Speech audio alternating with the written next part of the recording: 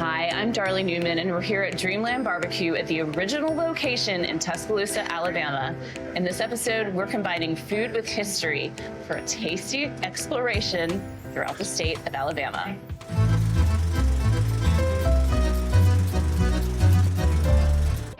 When you think about Alabama food, great barbecue, seafood, and fried green tomatoes may come to mind.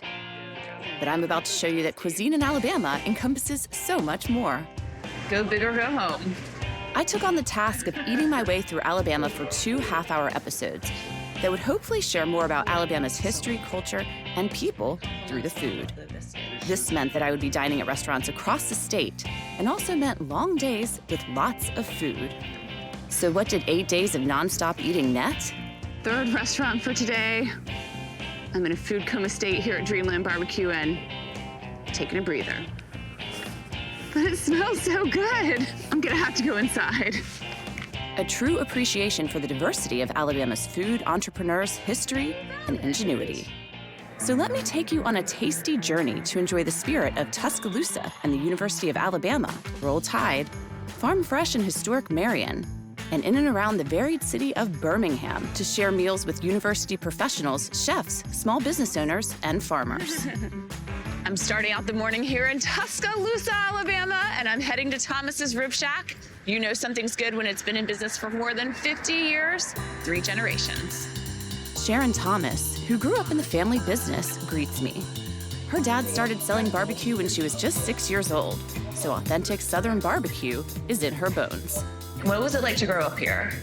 It was awesome to grow up here. It's a college town, of course, the home of champions, and you're standing in one restaurant that's a champion. We cook with love, and we cook homemade food.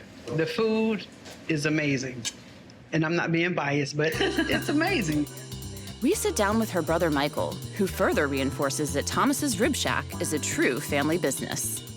It don't get no more southern than this. We have oxtails, rice, macaroni, collards with the 2 pots of okra and fried chicken and cornbread. This is as far south as you're gonna get.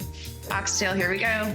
This is so good, it's falling right off the bone. It takes several hours to get it just right. We put care into it. You know, everything's prepared like daily, and we keep rolling. You know, the menu hasn't changed in over 30 years. That's what helps us out. You know, we keep everything the same. 20 years from now, you may come back and do the same interview. We'll age a little bit, you know, pretty much, but. No, we won't, Michael. Hey. No, we won't. Not Sharon and me. No, that's right. Next, I'm heading to a legendary staple for students and fans of the Crimson Tide on game day, Dreamland BBQ. Ooh, that smoke. The sign says, ain't nothing like 'em nowhere, and I can tell you, it's true. Dreamland CEO Betsy McAtee elaborates. It's that hickory wood that we cook all of our products on, makes the biggest difference. Southern and central Alabama, it's more of a sweet style. We're a vinegar-based southern style with a little bit of back heat. So we don't have that sweet flavor. I love vinegar. Oh, good. Well, you'll love our No, sauce. So this is our version of chips and salsa. No, I love it. Bread and Dreamland barbecue sauce. So you just rip it off and dip it in. It does have a little heat at the back of that. A little back heat. We ship our barbecue sauce all over the world. That's some Alabama Tuscaloosa goodness. It is. Okay, let's try these ribs. Okay, dig in. I can taste that hickory. It's almost like a crisp flavor. And I like how you kind of have to bite into that. Right. It's not falling off the bone. It's not a fall off the bone type rib because we cook over an open pit, so it yields a different flavor profile. These places that are handed down through generations, they keep history alive and they keep us coming back for more. We're just honoring that tradition every day when we cook and serve our product for all our raving fans. You got another one, you can add me to the list. Awesome, awesome. I'm capping off my night with a craft beer at Druid City Brewing with Seth Wright, who works to foster community through this Tuscaloosa brewery with special events and retro games. The name Druid City, where did that come from? Tuscaloosa is the Druid City. In the past, there are these big weepy oak trees called Druid oaks that used to be everywhere. You've got open mic night tonight. There's people playing video games. You've got art on the walls. This place is very eclectic. It started as a couple guys that wanted to make beer. Then it turned into a venue that had the capacity to help promote the things that we love most about Tuscaloosa. the artists that make the art that we love to look at, and the musicians who make the music that we love to listen to. It's really all about fostering that sense of community, the sense of pride in where we're from, really making the place that we live the place that we want to live in them. Tuscaloosa, Alabama is home to the University of Alabama with its powerhouse sports teams and students, including the Crimson Tide women's wheelchair basketball team. The university is a pioneer related to adapted athletics. Dr. Margaret Stran, along with her husband, helped launch the University of Alabama's Adapted Athletics program. She's meeting me for a breakfast of champions at Rama Jama's, a longtime gathering spot for students and athletes on the University of Alabama campus. Adapted athletics is sort of the umbrella term for all adapted sports. And so the idea is that these are the same sports, just adapted, right, for athletes with disabilities. The University of Alabama, we are the only program in the country that has 2 facilities that were designed and built specifically for an adapted athletics program. What are some changes that need to occur to move adapted athletics forward into the future? Sport can be a vehicle for both exclusion and inclusion, right? It first was about race, then it was about gender, and now it's about disability, right? We're going to keep those people out. Also, a lot of times the misconception is that it's just like feel good and it's not competitive, and it's like, oh, that's so great, you're in a wheelchair and you play sport. And that's not what it is at all. It's incredibly competitive. I think everyone is thinking more, hopefully, about how to make all things that we do more inclusive, because it makes the world more interesting. I agree. Now we're gonna fuel up. This is double bacon, double sausage, double eggs, a lot of cheese, and apparently a triple biscuit. They're not messing around here at Rama Jama's. No. That biscuit is good. That sausage is good. Dr. Stran and I head over to the Stran Harden Arena to watch a practice and learn more about what makes wheelchair basketball unique. All of the chairs have camber, so the wheels are slanted out. That keeps them more stable. It allows them to spin faster. To shoot with just your arms, you have to be really strong, and so we work a lot in the weight room.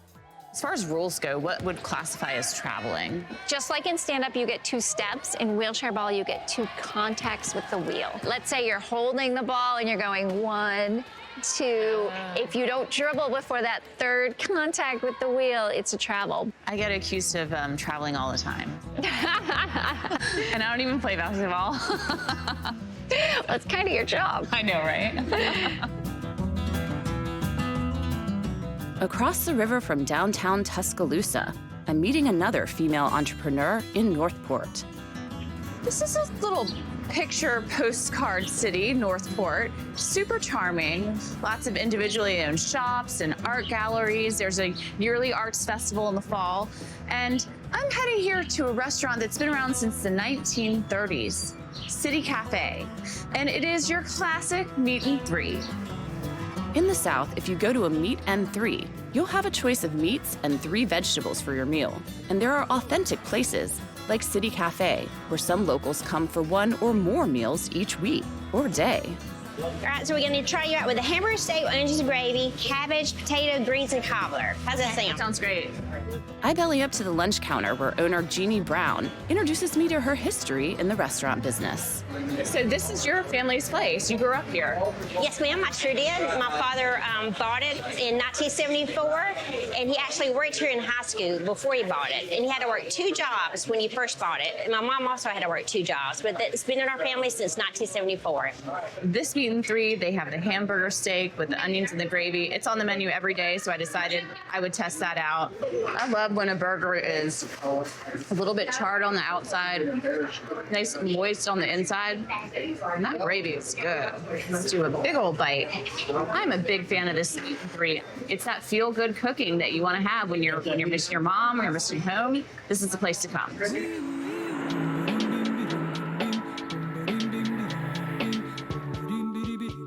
It's the end of a long day of filming in Tuscaloosa, so I'm heading for a very strong drink at Nick's in the Sticks.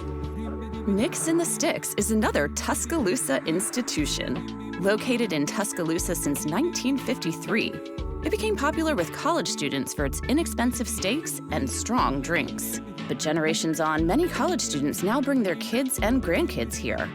owner Carla Moltz introduces me to a must-sip cocktail. If you've never been here, you have to have the Nicodemus. Hurricane mix with 80 proof rum in it.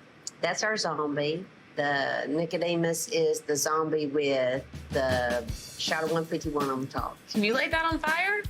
You could light that on fire. Cheers. What do you think? I think it's kind of tasty. I mean, that's the danger of these. It is. Carla, how much money do you have on the ceiling here? Well, we figure there's about $5,500 up there. We have the Sharpies. You can create your own dollar. I'm driving an hour south from Tuscaloosa to Marion, Alabama, which is located between Tuscaloosa and Montgomery, but not close enough to either to be considered crowded. Though a bit off the beaten path, Marion has some heavy-hitting history, the home of Coretta Scott King and the location where she wed Martin Luther King Jr.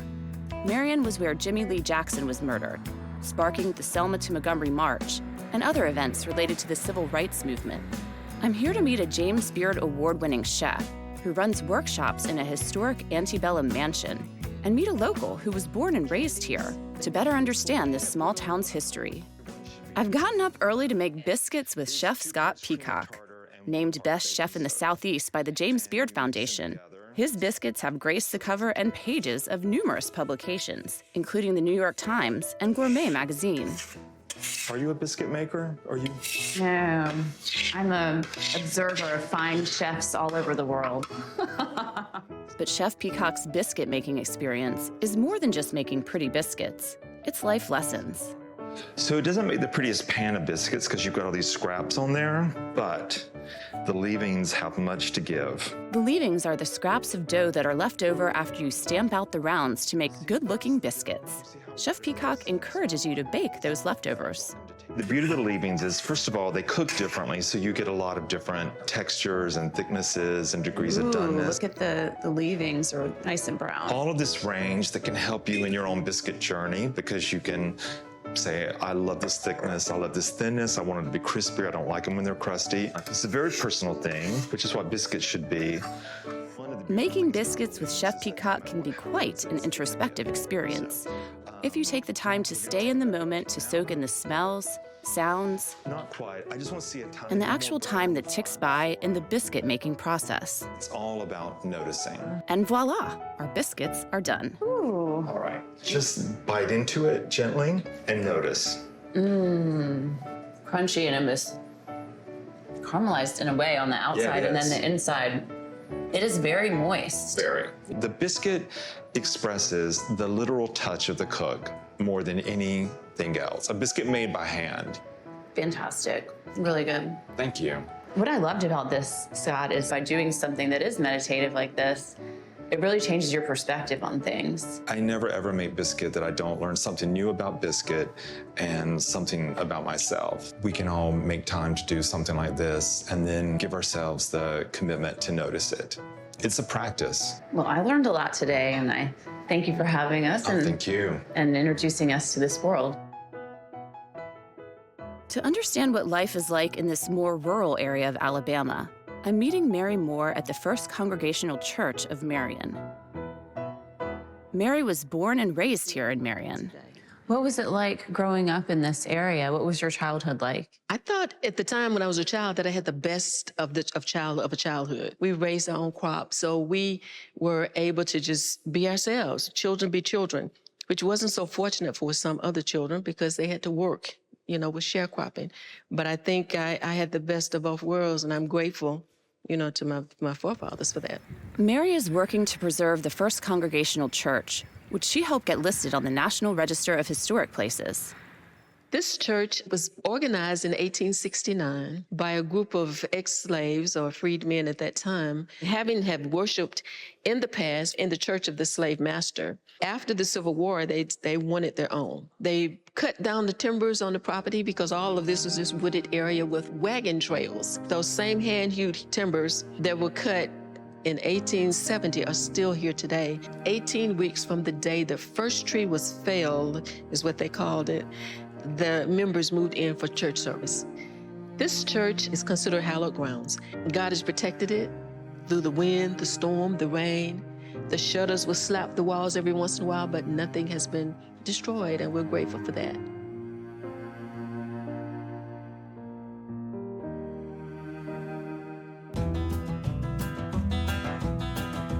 I'm going out to a local farm that welcomes travelers to experience organic and regenerative farming, just outside of downtown Marion. Mark Harris is a fourth-generation farmer who works to make food healthier and tastier through natural means at BDA Farm. We don't use no fertilizer out here. We just let the animals do the work for us. We have 1,000 cows, and then back over here we have our 3,000 chickens. Chickens comes and breaks up the pads of the cows, and then it just goes back into the soil. You ever read the words free-range eggs on your package at the grocery store and wondered what that meant? Wow. How often do the chickens lay eggs? They lay once a day. Once a day, and then there are 3,000 chickens, so that's 3,000 eggs a day? We get roughly about 2,500 eggs a day. There's a lot of eggs and a lot of chickens running free. And in the way we raise animals and the way they're treated and taking care of the soil, you try to be a better steward to leave the land better than you found it. We head over to try some of what BDA Farm produces at lunch. Life on the farm is good. This looks amazing. And also good when you see it raised on the farm. That's right, and know how it's raised. It's even better. Next, we're visiting Birmingham, where award-winning chefs put an emphasis on sourcing quality ingredients from local farmers that they know and trust. Like Chef Chris Hastings of Hot and Hot Fish Club, another James Beard Award winner for Best Chef South. Chef, you were pioneering farm to table before we even called it farm to table back in the 90s. That's correct. We opened in 1995 and there was no term for it, and we lived farm to table every day. For me, it signifies our commitment to local, and I get to tell a story about all my friends who, grow things, raise things, make things, and it just is a part of who we are as a restaurant and who we are, just fundamentally as a member of a community. He's making an elevated shrimp and grits using truly local ingredients. First, we're gonna put the nice little dollop of the grits, not too much because it's rich. We're gonna put the crepe vignette on top. Then we're going to take the butter sauce and put it around the grits, drizzle a little bit of the Calabrian chili oil on, and then we're gonna top it off with a nice little piece of the ham. This looks nothing like your grandmother's shrimp and grits, right? A lot of these ingredients are very local, and I haven't had them, and that's going to make it a really cool experience. Yeah, really understand what my voice is as a chef, and then what my voice is what I source from really committed people. Cheers. This is our voice of our place in our season of now. I'm good with that. How about you? Fantastic.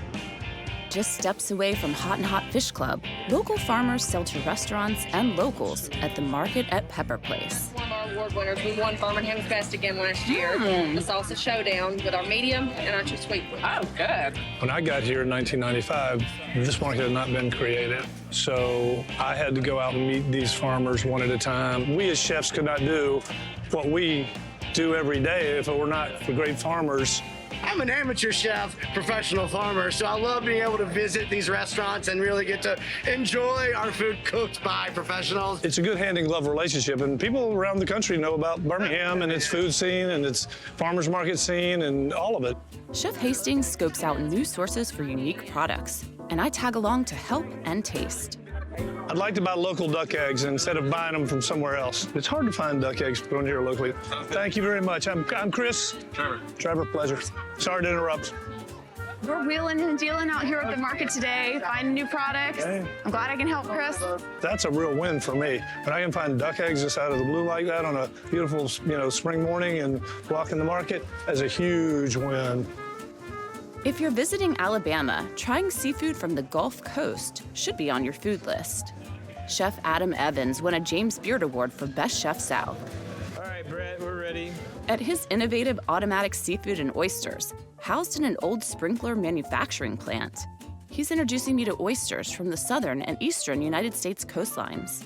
The oysters that come out of Alabama, all the nutrients from the Mississippi River are feeding into the Gulf, and so it's those nutrients that actually flavor the oysters.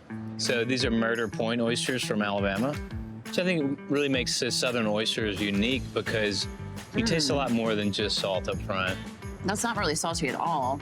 It's really buttery, balanced. His oysters are butter oysters, and it is very buttery when you eat Smooth this. like butter. All right, little honeys. Little honeys, yeah. These are so cute. These are the cute oysters. Yeah, the little honeys out of Florida, great name too. What I like about the little honeys is they have a really nice minerality. They're so small, so they're so approachable, and it's also a really balanced taste.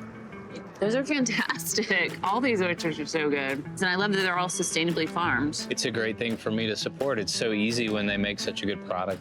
I would put these oysters that grow in the Gulf up to any oyster that's grown in the world. I think they're fantastic. That was a big part of me opening an oyster bar in the South, is to kind of highlight the Southern oysters. I am here in Bessemer, Alabama, right outside of Birmingham, and I'm heading to a restaurant that is an institution. It's won a James Beard Award. It's been shining bright since 1907, and it is the Bright Star. Honored as an American classic restaurant by the James Beard Foundation, the Bright Star was founded by Tom Bondouras, who came to Bessemer from Greece in the early 1900s. That is Mr. Tom Bondouras. The Bright Star's Andreas Anastasakis is introducing me to his family's legacy. How does it feel to carry on this family legacy? They made me the offer to come here and be a part of the Bright Star, and it took me about 10 seconds to decide yes. So we're stepping back in time here. Absolutely. So right here, this is the Coach Bryant booth. And the reason that Coach Bryant sat in this booth, if he came in here after a big win, he walked through the front door and he took his time and walked down here just like we did, and the whole restaurant cheered for him. If he was in a bad mood after a loss, he snuck in through the kitchen and nobody would know he was here. So if you're a football fan, this is the booth for you. It's our most sought after table. The Bright Star sources seafood locally and has strong relationships with local producers. Here we have our snapper throats. This menu item dates back to the 1930s, when Andreas's uncle discovered that snapper throats are quite tender and meaty. Not wanting to waste any parts of the fish, he put them on the menu, and they've been a hit ever since. Delicious. That's some of the most tender fish I may have ever had. A little seasoned flour, broil it, and then finish it off with our olive oil, lemon juice, and oregano, Greek style. I can see why people will come here every week. We're very blessed. A lot of people come here and come a long way to see us. Fans of fried green tomatoes, the actual food item, or the novel or movie, might want to make a stop in another suburb outside of Birmingham, Irondale. I am so excited to be here at Irondale Cafe. I had been hearing about their famous fried green tomatoes, and I can't wait to try these. Author Fannie Flagg made the Irondale Cafe famous, and many people travel here today because of her book, Fried Green Tomatoes at the Whistle Stop Cafe, which was later made into a major movie starring Kathy Bates, Jessica Tandy, and Mary Louise Parker. What we gonna get for you? For fried green tomatoes? Fried green tomatoes, for sure. Today, patrons at Irondale Cafe can choose what they want from a large menu and dine indoors or outside. It's just fried up really nicely. Crisp on the outside, juicy tomato on the inside, and of course, you have all the lore behind this place, which makes eating a fried green tomato here so special. If you love trains and train watching, this is your cafe because they're coming by every few minutes. You can see them and hear them inside or outside at Irondale Cafe.